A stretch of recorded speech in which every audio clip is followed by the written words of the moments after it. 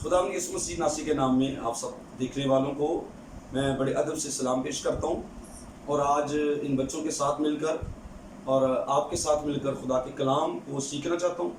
تو آئیے اس سے پہلے کہ ہم خدا کا کلام سنیں، اس پر غور کریں، ہم اپنی آنکھیں بند کریں گے، اپنے سروں کو جھکائیں گے اور ایک دعا کریں گے۔ خدا قدوس، ہمارے آسمانی باپ، ہم یسوع مسیح کے نام سے جو تیرا پیارا بیٹا ہے، جو سارے جہان کا واحد منجی ہے اور کفارہ دے کر اس نے ہم سب کو بھی اپنے خون سے خرید لیا ہے، اس کے نام سے ہم تیری حضوری میں شکر گزاری کرتے ہیں۔ ہم جانتے ہیں کہ بائبل مقدس تیرا لا تبدیل اور قدرت والا کلام ہے۔ اس کی آیتوں کے اندر، اس کی چیپٹرز کے اندر، اس کے واقعات کے اندر، ان الفاظ کے اندر تیرے پاک روح کی آگ بھری ہوئی ہے اور قدرت بھری ہوئی ہے۔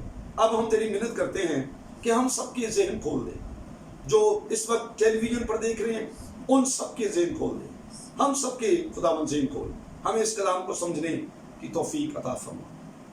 اس بائبل سٹڈی میں ہماری مدد فرما، خداوند یسوع مسیح ناصری کے قدوس نام سے یہ دعا مانگتا ہوں، آمین آمین۔ پریز دی لارڈ۔ میں آپ سب کو بھی خوش آمدید کہتا ہوں اس سارے پروگرام میں کہ آج ہم خداوند کے کلام میں سے غور کریں گے۔ پیدائش کی کتاب، توریت کی 5 کتابوں میں سے پہلی کتاب جو ہے پیدائش کی کتاب، اس کا 22واں باب، پہلی 12 آیات ہم خدا کے کلام میں سے پہلے تلاوت سنیں گے۔ تو میں چاہتا ہوں کہ ماہا آپ پڑھیں اس کو، ہم 4 آیتیں پڑھیں گے سارے مل کے۔ تو سب سے پہلے پھر آپ پڑھیں گے، بھائی آپ پڑھیں پہلے پلیز، پہلی 4 آیتوں کی تلاوت کریں۔ ان باتوں کے بعد یوں ہوا کہ خدا نے ابراہم کو آزمایا اور اسے کہا، اے ابراہم۔ اس نے کہا، میں حاضر ہوں۔ تب اس نے کہا کہ تو اپنے بیٹے اسحاق کو، جو تیرا اکلوتا ہے اور جسے تو پیار کرتا ہے، ساتھ لے کر موریا کے ملک میں جا اور وہاں اسے پہاڑوں میں سے ایک پہاڑ پر جو میں تجھے بتاؤں گا سوگندی قربانی کے طور پر چڑھا۔ تب ابراہم نے صبح سویرے اٹھ کر اپنے گدھے پر 4 جامہ کی کسا اور اپنے ساتھ وہ 2 جوانوں اور اپنے بیٹے اسحاق کو لیا اور سوگندی قربانی کے لیے لکڑیاں چیریں اور اٹھ کر اس جگہ کو جو خدا نے اسے بتائی تھی روانہ ہوا۔ تیسرے دن ابراہم نے نگاہ کی اور اس جگہ کو دور سے دیکھا۔ تب ابراہم نے اپنے جوانوں سے کہا، تم یہیں گدھے کے پاس ٹھہرو، میں اور یہ لڑکا دونوں ذرا وہاں تک جاتے ہیں اور سجدہ کر کے پھر تمہارے پاس لوٹ آئیں گے۔ اور ابراہم نے سوگندی قربانی کی لکڑیاں لے کر اپنے بیٹے اسحاق پر رکھی اور آگ اور چھری اپنے ہاتھ میں لے لی اور دونوں اکٹھے روانہ ہوئے۔ تب اسحاق نے اپنے باپ ابراہم سے کہا، اے باپ۔ اس نے جواب دیا کہ اے میرے بیٹے، میں حاضر ہوں۔ اس نے کہا، دیکھ آگ اور لکڑیاں تو ہیں، پر سوگندی قربانی کے لیے برا کہاں ہے؟ ابراہم نے کہا، اے میرے بیٹے، خدا آپ ہی اپنے واسطے سوگندی قربانی کے لیے برا مہیا کر لے گا۔ سو وہ دونوں آگے چلتے گئے اور اس جگہ پہنچے جو خدا نے بتائی تھی۔ وہاں ابراہم نے قربان گاہ بنائی اور اس پر لکڑیاں چنی اور اپنے بیٹے اسحاق کو باندھا اور اسے قربان گاہ پر لکڑیوں کے اوپر رکھا اور چلیں میں پڑھتا ہوں۔ 10ویں آیت میں لکھا ہے، اور ابراہم نے ہاتھ بڑھا کر چھری لی کہ اپنے بیٹے کو ذبح کرے۔ تب خداوند کے فرشتے نے اسے آسمان سے پکارا کہ اے ابراہم، اے ابراہم۔ اس نے کہا، میں حاضر ہوں۔ پھر اس نے کہا کہ تو اپنا ہاتھ لڑکے پر نہ چلا اور نہ اس سے کچھ کر، کیونکہ میں اب جان گیا کہ تو خدا سے ڈرتا ہے، اس لیے کہ تو نے اپنے بیٹے کو بھی جو تیرا اکلوتا ہے مجھ سے دریغ نہ کیا۔ پاک کلام کے پڑھے اور سنے جانے پر خدا کی برکت ہو۔ تو سب سے پہلے ہم اس پہ غور کریں گے کہ خدا نے ابراہم کو بلایا کہ وہ ایک قربانی اس کی حضوری میں چڑھائے۔ اس سے پہلے کہ ہم اس واقعے پر غور کریں، تھوڑا غور کیجئے کہ ابراہم کے نام کے معنی کیا ہیں۔ پہلے اس کے نام جو تھا وہ ابرام تھا۔ خدا نے پیدائش کی کتاب 17 باب میں سب سے پہلے ابراہم کا نام چینج کیا اور اس کا کہ آج کے بعد تیرا نام ابراہم ہوگا، ابراہم سے ابراہم۔ تو ابراہم جو لفظ ہے اس کے معنی ہے فادر آف اے فیملی، ایک خاندان کا باپ۔ لیکن جو لفظ ابراہم ہے کچھ اسکالرز کہتے ہیں کہ یہ عبرانی زبان میں لفظ ہے ابراہم۔ اب کے معنی ہے بھیڑ، اب کے معنی باپ، اور ہام کے معنی کے سارے بھیڑ، ملٹیٹیوڈ۔ ابراہم کے معنی ہوئے عبرانی زبان کے مطابق کہ بہت بڑی بھیڑ کا باپ، بہت بڑی بھیڑ کا، ہجوم کا باپ، یعنی قوموں کا باپ۔ کچھ اس کا مطلب بتاتے ہیں فادر آف نیشنز، قوموں کا باپ۔ اب ابراہم آج واقعی قوموں کا باپ ہے۔ ابراہم جب خدا کے کہنے پر اپنے گھر سے نکلا تھا، آپ سب کو اس کے بارے میں پتا ہو، اس وقت وہ غریب تھا، اس وقت وہ طاقتور نہیں تھا، اتنا زیادہ بابرکت نہیں تھا، لیکن جب وہ چل پڑا خدا کے کہنے پر تو سب سے پہلے اس نے اپنے گھر کو چھوڑا، اپنے وطن کو چھوڑا، اپنے ناطے داروں کو چھوڑا۔ ایک اچھی جگہ تھی، کسبیوں کا اور ایک اچھی جگہ تھی جہاں سے ابراہم نکلا تھا، اور وہ چلا جس خدا نے جس طرف اس کو کہا۔ میں اس پہ غور کرتا ہوں کہ بہت مشکل ہے کہ آپ کو منزل کا پتہ نہیں ہے کہ آپ کب وہاں پہنچیں گے اور کون سی منزل ہے، لیکن آپ خدا کے کہنے پر چل پڑے۔ ابراہم نے کوئی سوال نہیں کیا ہوگا اے خدا ملک کون سا ہوگا، جگہ کیسی ہوگی، لوگ کیسے ہوں گے وہاں پر، حالات وہاں پر کیسے ہوں گے، کیا میرے ملک سے کسبیوں کی اور سے بہتر ہوگا وہ تو کیا کرے گا، وہاں مجھے کیوں لے جانا چاہتا ہے، کوئی کویسچن نہیں کیا۔ ابراہم چل پڑا خدا کے کہنے پر۔ مبارک وہ لوگ ہیں جو اس زمین پر خدا کی حضوری میں زندگی گزار رہے ہیں بغیر یہ سوچے کہ آئندہ کیا ہوگا۔ بائبل ایک امید دے رہی ہے ہمیں، بائبل ہمیں ایک امید دے رہی ہے، آسمان ہمارے لیے ویٹ کر رہے ہیں، خدا کی بادشاہی میں ہم پہنچیں گے۔ پر وہ لوگ جو سب کچھ چھوڑ کر مسیح کے پیچھے آتے ہیں، ایک بہت بڑا جلال اس کے بعد ان کے لیے رکھا ہوگا۔ خدا نے ابراہم سے کہا کہ تیرا نام آج کے بعد کیا ہوگا، ابراہم، ابراہم سے ابراہم ہوگا۔ تو اس سے پہلے کہ خدا کسی کو برکت دے وہ اس کو چینج کرتا ہے۔ دیکھیے خدا نے نام چینج کر دیا اسے۔ نام کے اندر بہت بڑی طاقت ہے، نام کے اندر بہت بڑے معنی ہیں۔ یسوع مسیح کا نام جب ہم لیتے ہیں تو وہ دو الفاظ سے بنا یا سو، جس کے معنی یہوہ نجات دینے والا۔ تو اس کا نام لکھا ہے یسوع رکھنا، کیونکہ وہی اپنے لوگوں کو اس کے گناہوں سے نجات دے گا۔ مسیح کا نام اس لیے یسوع رکھا گیا تھا کیونکہ وہ نجات دہندہ ہے، اس کے نام کے اندر طاقت اور قدرت ہے۔ خدا نے ابراہم کا نام بدلا۔ اس سے پہلے کہ خدا حالات کو بدلے، خدا ہمیں بدلتا ہے، ہماری شخصیت کو بدلتا ہے، ہمارے کردار کو بدلتا ہے اور ہمارا نام بھی بدل دیتا ہے۔ نام بدلنے کے معنی تھے اصل میں نیچر کو چینج کرنا، کیونکہ نام کا لفظی مطلب جو ہے نا وہ یہی ہے، کسی کا لفظ جو نام ہے NAME نیم ہم کہتے ہیں، اس کا اصل میں مطلب ہے کردار، طبیعت، سبھاؤ، عادتیں، گفتگو، اس شخص کا جو اٹھنا بیٹھنا ہے، چال چلن ہے، کریکٹر ہے، وہی نام کے اندر چھپا ہو۔ تو خدا نے پہلے ابراہم کا نام چینج کیا اور اسے قوموں کا باپ بنا دیا، کہہ دیا۔ تو جب نام اس کا آ گیا، شروع ہوا، تو سارا نے کہنا شروع کیا ابراہم گھر پہ آئیے، روٹی کھا لیں، یہ کر لیں۔ اب گھر کا ماحول بدل گیا، آوازیں بدل گئی۔ سارا کا نام خدا نے چینج، اس کا نام ساری تھا، خدا نے اس کا نام سارا رکھا۔ اس کے بعد سارا، پہلے ساری تھا جس کے معنی شہزادی، پر سارا کے معنی میری شہزادی۔ خدا نے اس کے ساتھ ایک تعلق قائم کی، میری شہزادی، یہ لفظ بن گیا اس کا سارا۔ اب کچھ لوگ، میں عرض کرنا چاہتا ہوں کہ چاہتے ہیں کہ ہمارے حالات بدلیں، قرضے ختم ہو جائیں اور بیماریاں چلی جائیں اور گھر میں برکت آ جائے، خوشی آ جائے اور سب کچھ چینج ہو جائے۔ اس سے پہلے کہ خدا آپ کے حالات بدلے، خدا آپ کو بدلنا چاہتا ہے۔ کہاں پر غلطی ہے؟ ہم خود بدلنا نہیں چاہتے ہیں، ہم چاہتے ہیں کہ خدا ہمارے حالات کو پہلے بدلے، پر خدا کا طریقہ کار یہ ہے کہ وہ پہلے آپ کو بدلنا چاہتا ہے۔ مثال کے طور پر آپ پر قرضے ہیں، 10 لاکھ روپے قرضہ ہے۔ کیوں آپ پر قرضہ چڑھا؟ اس لیے کہ جہاں سے ملا آپ نے لے لیا، جہاں سے آپ کو آفر ہوئی آپ نے قبول کر لی اور آپ نے فضول خرچی کرنا شروع کی، آپ نے اپنے پیسے کو ضائع بہت کیا۔ اگر خدا یہ 10 لاکھ آپ کا قرضہ اتار دے تو اس کے بعد آپ 20 لاکھ قرضہ لے لیں گے۔ خدا اس لیے آپ کا 10 لاکھ نہیں اتارے گا، خدا آپ کو پہلے چینج کرے گا، پھر آپ کا قرضہ بھی ختم ہو جائے گا، حالات کو بدل دے گا خدا۔ میں یہ کہنا چاہتا ہوں، خدا اس سے پہلے کہ آپ کے حالات کو بدلے، خدا آپ کو بدلتا ہے۔ اس سے پہلے کہ آپ آسمانی بادشاہی کے شہری بنے، اس زمین پر خدا آپ کو بدلتا ہے، اور ایک سچا مسیحی بدلی ہوئی مخلوق ہوتا ہے۔ اس کو کہا گیا نیا مخلوق ہے۔ اب جو مسیح میں ہے وہ نیا مخلوق ہے۔ پرانی چیزیں جاتی رہی، پرانی گفتگو جاتی رہی، پرانے کام چلے گئے، پرانی عادتیں چلی گئیں، اب ایک نئی طرح کی شخصیت ہے، ایک نیا طرح کردار ہے، اور وہ ایک سچا مسیح ہے۔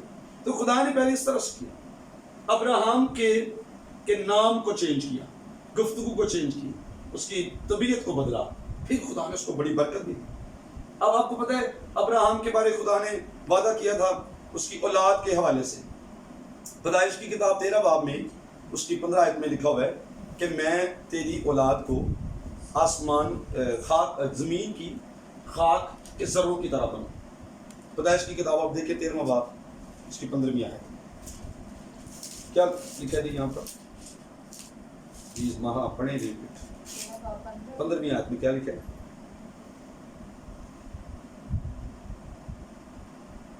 کیونکہ یہ تمام ملک جو تو دیکھ رہا ہے میں تجھ کو اور تیری نسل کو ہمیشہ کے لیے دوں گا اور میں تیری نسل کو خاک کے ذروں کی مانند بناؤں گا، ایسا اگر کوئی شخص خاک کے ذروں کو گن سکے تو تیری نسل بھی گن لی جائے گی۔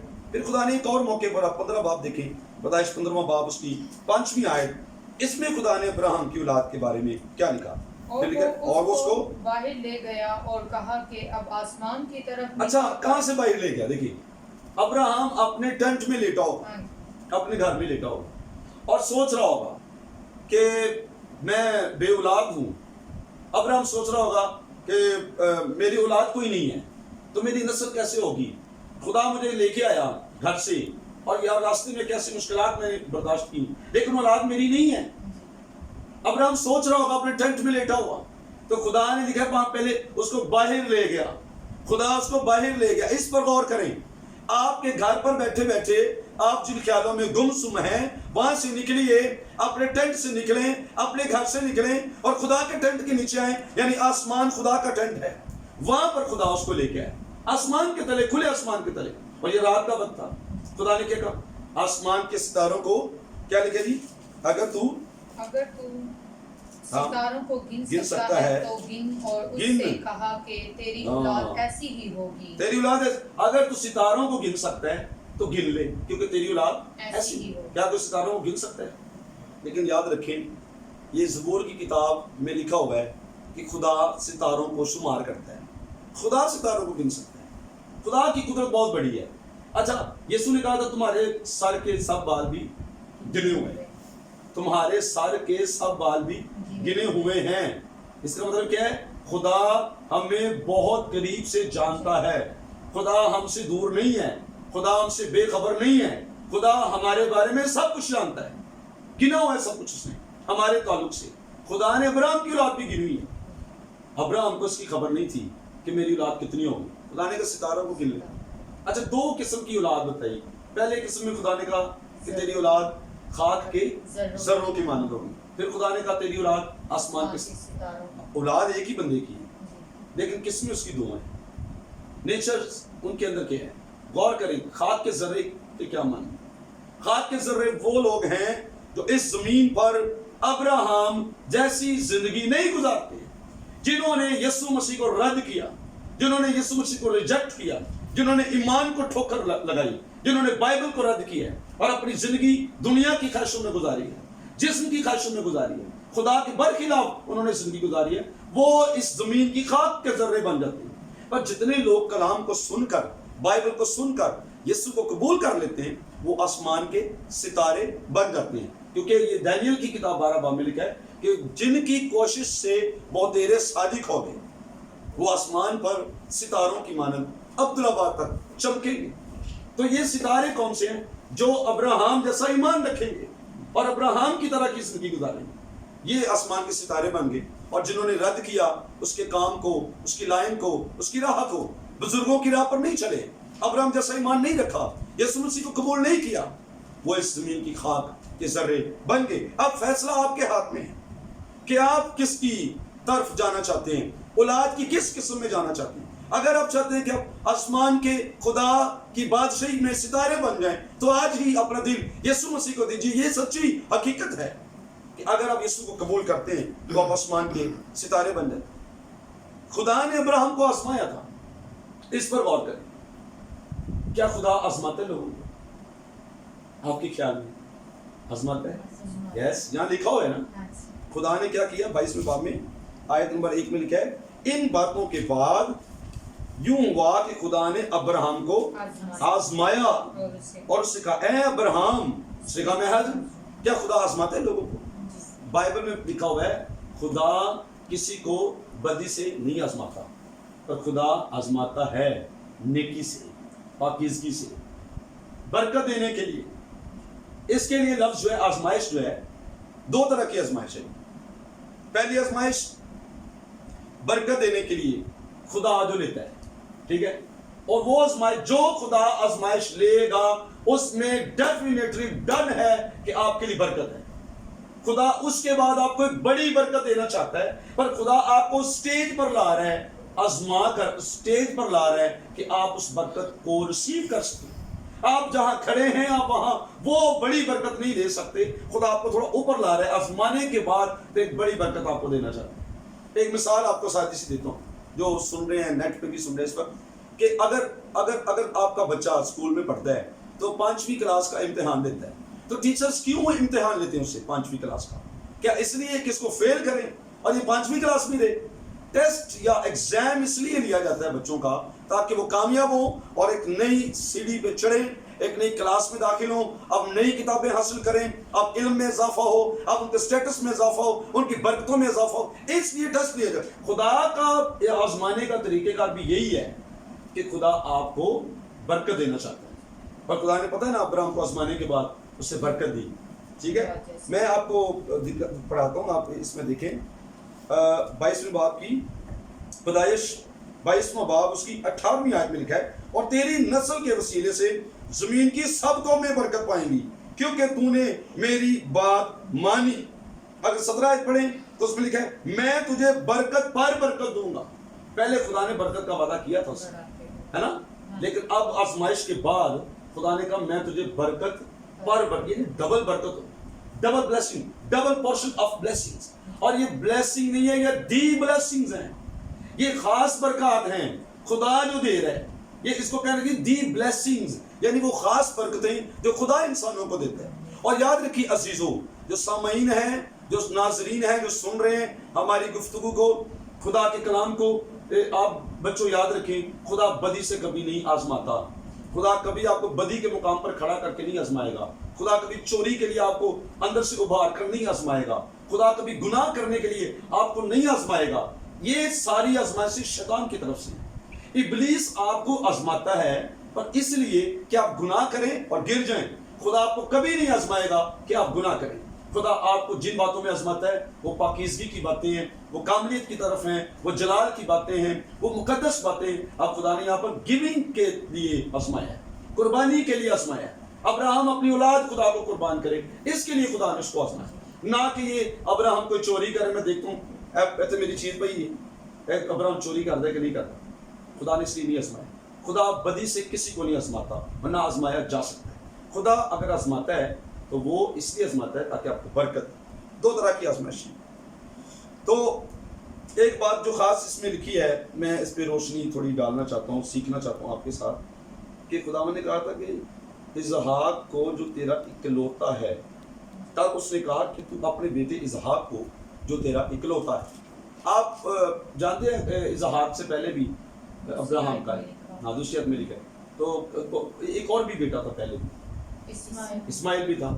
تو کیوں پہ کہا خدا نے کہ جو تیرا اکلوتا ہے؟ ایک ہی ہے. اکلوتے کو لوگ ایک ہی کہتے ہیں، ہاں جی، نہیں. اصل میں بات یہ ہے کہ جو لفظ اکلوتا ہے اس کا یہاں پر جو مطلب ہے عبرانی زبان سے وہ ہے باپ جیسا، لائک فادر. اس کا جلال، اس کی باتیں، اس کے کام، اس کا چہرہ، اس کی عادتیں، اس کے اندر جو کچھ باطنیت، وہ اپنے باپ جیسا ہے. یسوع مسیح کے بارے میں لکھا ہے نا کہ اکلوتا بیٹا جو باپ کی گود میں ہے، تو وہ بھی لفظ مطلب یہی ہے، مونوگینس لفظ ہے وہاں پر، جو ہو بہو اپنے باپ جیسا ہو. تو یہاں پر اسحاق اپنے باپ جیسا ہے، ایمان باپ جیسا، باتیں باپ جیسی، کام اس کے باپ جیسے. دیکھیے آپ فرما برداری، ہم نے ہمیشہ ابراہم کی قربانی پر غور کیا ہے. ہمیشہ لوگوں نے ہمیشہ کہا جی ابراہم نے اپنی اولاد قربان کی. کبھی آپ نے یہ سوچا ہے کہ اولاد کا رویہ کیا تھا؟ کیا اب اسحاق بھاگا وہاں سے؟ کیا اسحاق نے کہا نہیں پاپا میں نے یہ کام نہیں کرنا، پاپا کوئی بھیڑ قربان کر دے، پاپا یہ کر دے، میں نہیں کسی نوکر کو قربان کر دے، اسماعیل کو قربان کر دے، وہ بھی تیرا بیٹا ہے. کیا اسحاق نے یہ کہا؟ اسحاق نے بھی کوئی مخالفت نہیں کی اس بات کی، بلکہ اس نے کہا کہ میں حاضر ہوں، اگر خدا میری قربانی مانگ رہا ہے تو میں حاضر ہوں. تو یہ ابراہم کے ساتھ ساتھ اسحاق کے کریکٹر پر بھی غور کریں، وہ بھی خدا کا فرما بردار ہے، خدا کے لیے قربان ہونے کے لیے تیار ہے. اس لیے اکلوتا لفظ ہے جو بالکل باپ جیسا ہو، جس کا رویہ، جس کا کریکٹر باپ جیسا ہوتا ہے. نہیں یہ اصل لفظ مطلب ہے. تو کبھی کبھی لوگ بحث کرتے ہیں جب کہ جی اگر اکلوتا لفظ لکھا ہے تو اسماعیل کی بات ہے، پر عبرانی زبان سے یہاں پر مطلب ہے جو باپ جیسا ہے. اسماعیل کا رویہ فرق تھا، باپ جیسا نہیں تھا، لیکن اسحاق کا رویہ باپ. اور میں نے ثابت کر رہا ہوں، یہاں سے سیکھ رہے ہیں ہم کہ اس نے بھی قربانی سے انکار نہیں کیا. اس نے کہا جی آئی پریزنٹ خدا باپ کے سامنے قربان ہونے کے لیے. اس نے کہا جی میں حاضر ہوں. اب اگر تھوڑا غور کریں کہ خدا کے لوگوں نے، یہ یاد رکھیں، میں آپ کے ایمان کو مضبوط کرنے کے لیے کہنا چاہتا ہوں کہ خدا کے لوگوں نے ہمیشہ خدا کے لوگوں نے اپنے آپ کو مصیبتوں کے لیے بھی پیش کیا، شہید ہونے کے لیے بھی پیش کیا، قربانی کے لیے بھی پیش کیا. ابراہم کی قربانی بہت بڑی. یہاں پر لفظ آیت نمبر 2 میں دیکھیں کیا لکھیں کہ آیت نمبر 2 میں لکھا ہے تب اس نے کہا کہ تو اپنے بیٹے اسحاق کو جو تیرا اکلوتا ہے اور جسے تو پیار کرتا ہے. ہر لفظ تلوار تھا یہاں، ہر لفظ. قربان کس کو کرنا ہے؟ اسحاق کو. اسپیسیفک نیم خدا نے دیا ہے، نام بھی دیا ہے اسحاق کو. اسماعیل کو نہیں کہا، اسحاق کو. بھیڑ بکریاں نہیں، اسحاق کو. اونٹ گائے بیل نہیں، اسحاق کو. اپنے نوکر چاکر نہیں، اسحاق کو. اپنی وائف کو نہیں، اسحاق کو. سیم خدا نے وہ چیز مانگی ہے جس کے بارے میں لکھا ہے جسے تو پیار کرتا ہے. ہم کون سی چیزیں خدا کو دیتے ہیں جن سے ہم پیار نہیں کرتے، جو ہمیں نہیں چاہیے؟ ہم وہ چیزیں دیتے ہیں، پر خدا کا مطالبہ، خدا کا دل دیکھیں. خدا چاہتا ہے وہ چیزیں دیں جو آپ کو اچھی لگتی ہیں، جس سے تو پیار کرتا ہے، دل سے محبت کرتا ہے، تیرے لیے قیمتی ہے، تو ان سے بہت پیار کرتا ہے، تو اس کے بغیر رہ نہیں سکتا ہے. اپنی وہ چیزیں خدا کو دیجئے جو آپ کے لیے بہت قابل قدر ہے، جن سے آپ بہت پیار کرتے ہیں. فالتو ایکسٹرا چیزیں نہیں خدا کو دینی چاہیے.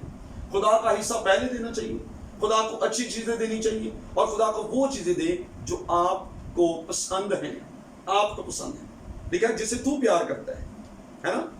پھر ایک اور بڑی بات تھی کہ 3 دن کی مسافت خدا نے دی. قربانی تو خدا تو بھی کر سکتے تھا، لیکن خدا نے کیا کہ 3 دن کی مسافت پہ تم نے جانا ہے اپنا بیٹا قربان کرنا. اب یہ 3 دن جو تھے 1 2 3 ڈیز یہ ابراہم کی آزمائش کو اور زیادہ کر رہے تھے، اور زیادہ آگ دے رہے تھے اس کو. ہر سفر میں جاتے وہ سوچ رہا تھا کیا ہونے والا ہے، کیا ہوگا، بیٹا قربان کرنے لگا ہوں، یہ کرنے لگا ہوں، وہ کرنے لگا ہوں. بہت مشکل. یہ اگر خدا کہتا آج ہی قربان کر تو بات ختم ہو جاتی، پر اب 3 دن اس کے لیے اور بڑی آزمائش تھی کہ وہ بھاگتا ہے یا واقعی ادھر کو جائے گا. وہ اپنے بیٹے کو موت کی طرف لے کے جا رہا تھا، وہ اپنے بیٹے کو الٹار پر لے کے جا رہا تھا، قربان گاہ پر لے کے جا رہا تھا، اور اس سفر میں اس نے بہت دکھ اٹھایا. ہسٹوری میں ہم دیکھتے ہیں، ایک مووی میں نے دیکھا کہ وہ کئی بار ٹکرے مار رہا تھا. ابراہم چھپ چھپ کے رو رہا تھا راستے میں کہ خدا آخر تو نے میرا بیٹا ہی مانگا ہے تو میں حاضر ہوں، تیار ہوں. لیکن اس کا دل بہت گھبرا رہا تھا اپنے اکلوتے پیارے بیٹے کو قربان کرنے کے لیے. اسحاق. یہ بڑی آزمائش تھی 3 دن. میں بتاتا ہوں، کبھی کبھی ہم 1 دن کی آزمائش میں پڑھتے ہیں، کبھی کبھی 3 دن کی آزمائش ہوتی ہے، کبھی کبھی 10 دن بھی ہو سکتی ہے، کبھی کبھی 40 دن کی آزمائش ہو سکتی ہے. یسوع کی 40 دن ہوئی ہے نا. کبھی کبھی ہم ساری زندگی بھی آزمائش میں ہو سکتی ہیں، پر مبارک وہ لوگ ہیں جو آزمائش کی برداشت کرتے ہیں، اس میں قائم رہتے ہیں. پھر ایک بڑی مشکل بات اسحاق کی قربانی کی بات ہم کر رہے ہیں کہ قربانی کے اندر کیا تھی باتیں. پہلی بات ہم نے یہ دیکھی کہ اسپیسیفک خدا نے نام دیا اسحاق کو قربان کرنا. پھر خدا نے کہا کہ جسے تو پیار کرتا ہے پیار والی چیز. پھر 3 دن کی مسافت ہے, 3 دن انہوں نے ٹر کے جانا ہے. چوتھی بات بڑی یہ تھی خطرناک بات جس کو میں نے محسوس کیا نا جب, تو میرا دل بھی اندر سے رو پڑا کہ اسحاق کو صرف ابراہیم نے ذبح نہیں کرنا تھا, قربان ہی نہیں کرنا تھا, بلکہ اس کو آگ بھی لگانی تھی, اس کو جلانا بھی تھا. کیونکہ لفظ ہے وہاں پر سوختنی قربانی. سوختنی قربانی ہوتی ہے جس میں آگ لگتی ہے, آگ سے جلانا ہوتا ہے. ابراہیم بہت اندر سے ٹوٹا ہوا تھا کہ میں اپنے بیٹے کو مارنا تو چلو ٹھیک ہے, قتل کروں گا, اس کو ذبح کروں گا اس کو, ہے نا. لیکن بعد میں آگ لگانا کتنا مشکل تھا. لکڑیاں بھی اس نے وہاں پر چنی ہوئی تھی, لڑکے کو اوپر لٹایا ہوا تھا, باندھا ہوا تھا, اور اب وہ قتل کرنے لگا, اس کو ذبح کرنے لگا, اس کو خدا کے لیے قربان کرنے لگا تھا. تو یہ بڑی آزمائش تھی. اس کے بعد جلانا بھی تھا. اس نے جلانا زیادہ مشکل تھا میرے خیال, اس کو جلتے ہوئے دیکھنا زیادہ مشکل تھا. تو یہ بھی بڑی آزمائش تھی ابراہیم کے اوپر. لیکن وہ ایمانداروں کا باپ ہے, اسی لیے وہ ایمانداروں کا باپ ہے, اسی لیے وہ برکت کا وسیلہ ہے, اسی لیے یسوع کی نسل سے آیا ہے. کیونکہ اوپر قربانی کے اثرات میں نظر آ رہے ہیں, جلال والی قربانی اوپر نظر آ رہی ہے. پھر اسی ابراہیم میں سے خدا یسوع دنیا میں آیا تھا. لیکن کیا اسحاق قربان ہوا؟ نہیں ہوا. چلیں ہم اس پہ غور کریں گے. اسحاق قربان نہیں ہوا تھا. کیوں قربان نہیں ہوا؟ کیا خیال آپ کا؟ کیوں قربان وہ نہیں ہوا تھا؟ کیونکہ پہلی بات یہ ہے اسحاق کی قربانی پینڈنگ ہو گئی تھی. خدا نے اس کو روک دیا تھا. خدا صرف ابراہیم کو اس جگہ پہ لانا چاہتا تھا. اور ساری دنیا کے لیے ایک پیغام ہے, یاد رکھیے, خدا انسان کی قربانی مانگتا ہے. پہلا سبق یہ سیکھیں. خدا نے ابراہیم کو بتایا اور ساری دنیا کی قوموں, آج کئی لوگ دنیا میں, ہمارے عزیز بہن بھائی, ساری قوموں سے ہم پیار کرتے ہیں, سارے انسانوں سے, وہ کہتے ہیں یسوع صلیب پر مرنے کی ضرورت ہی نہیں تھی, خدا کو انسان کی ضرورت ہی نہیں تھی. اگر آپ یہ ایمان رکھتے ہیں کہ خدا نے ابراہیم سے اسحاق مانگا تھا, کچھ ایمان رکھتے ہیں اسماعیل مانگا تھا, چلے ہم مان لیتے ہیں آپ جو کہتے ہیں آپ کے مذہب کی جو بات ہے, ہم اس کو کہتے ہیں وہ آپ کے مذہب کی بات ہے. پر ایک بات آپ ہمیں کہہ رہے ہیں کہ خدا انسان کی قربانی مانگتا ہے. اگرچہ اسحاق قربان نہیں ہوا وہاں پر خدا نے قربانی مانگی تھی. اس کا مطلب یہ ہے خدا لوگوں کو تیار کر رہا تھا, ایک زمانہ آئے گا جب میرا بیٹا صلیب پر قربان ہوگا, اپنی جان دے گا اور سوختنی قربانی ہوگی, خدا کو خوش کر دے گا, سب کچھ خدا کے لیے وہ اپنا پیش کرے گا, ہے نا. ابراہیم کے وسیلے سے خدا ساری دنیا کو, ساری قوموں کو سبق دے رہا ہے کہ یسوع مسیح کے وسیلے سے نجات ہے اور قربانی اس کے وسیلے سے.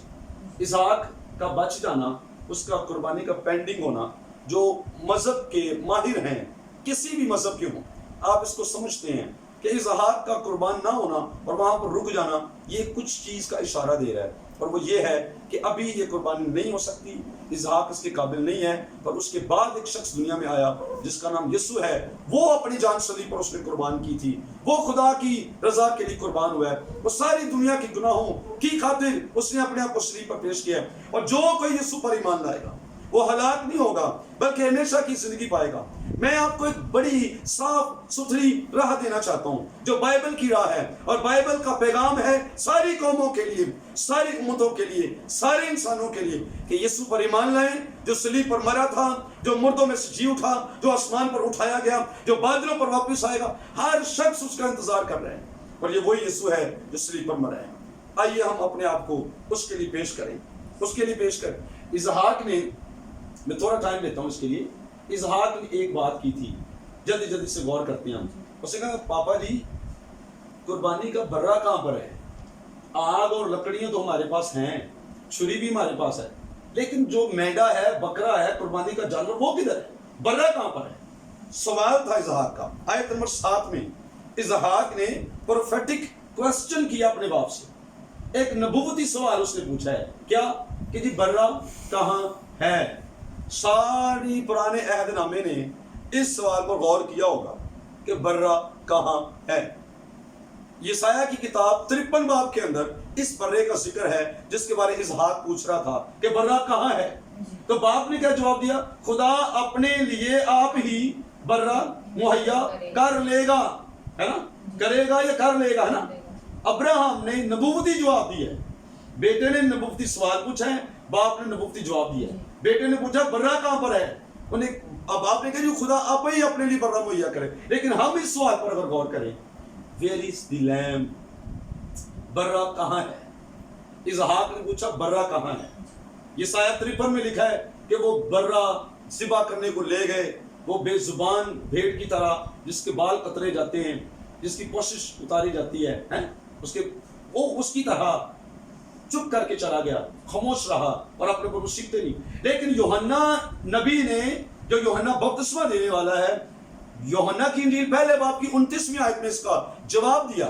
وہاں پر لکھا ہے دوسرے دن اس نے یسوع کو اپنی طرف آتے دیکھ کہا یہ ہے خدا کا برا جو دنیا کا گناہ اٹھا لے جاتا ہے. یعنی اسحاق کا سوال جو ہے جس کے بارے ابراہم نے کہا تھا خدا آپ ہی مہیا کرے گا برا, اس کا جواب یوحنا نے یوحنا کی انجیل پہلے باب کی 29ویں آیت میں دیا ہے. جو بپتسمہ دینے والا یوحنا ہے, اس نے کہا تھا کہ یہ خدا کا برا ہے.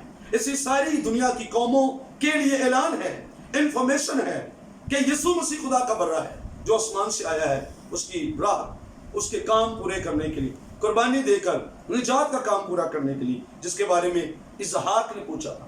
اس لیے ایک ہی برا ہے, ایک ہی بیٹا ہے جو خدا کا کلمہ ہے, جو زمین پر آیا ہے, جو قربان ہے. اگر آپ غور کریں اس پر کہ ابراہم نے کس طرح قربانی دی, تو ابراہم اور اسحاق کے اندر ہمیں خدا باپ اور اس کا بیٹا بھی نظر آ رہا ہے.